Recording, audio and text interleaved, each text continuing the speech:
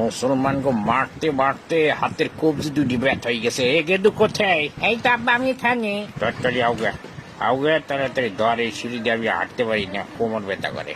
আব্বা আসেন, আপনার জন্য দেখেন আমি বেগুনি কালারের গালিচা বিছাই দিছি, আমার হাত ধরেন আব্বা। তো আসার পথে কোনো পথে ঘাটে ঝামেলা হয় নাই তো আব্বা? না, কিসের ঝামেলা, আমার এবার কি ঝামেলা করবে? ওই ফিলিস্তিনের আকাশে একটু জ্যাম পড়ছিল হালকা, ওই বাড়িঘর ভাঙাচুরা তো, ওই যে ওর মধ্যে দেখতে একটা গেদু খারাইছিল, তারপরে মোটামুটি চলে আসছি। আব্বা আপনার জন্য এই যে সান্ডার গোস্ত বুনা করে রাখছি, এই যে শেখ আপনার বিবি তো মাসাল্লাহ দেখতে রাতে ওই যে আমার মুসাফির খানে পাঠাই দিয়ে। আব্বা ওই যে মাঝে মধ্যে মিডিয়ায় দেখবেন আমি আপনার ওই যে তীব্র নিন্দা করি মাঝে মধ্যে ইসরায়েলের বিরুদ্ধে ওই ফিলিস্তিনে হামলার কারণে, ওইটা কিছু মনে করবেন না, ওইটা আর কি মানুষকে দেখানোর জন্য। আরে কি মনে করবো, তুই খালি সময় মতো আমার এই অস্ত্রগুলো দিয়ে দিবি, তাইলেই হবে, বুঝছো?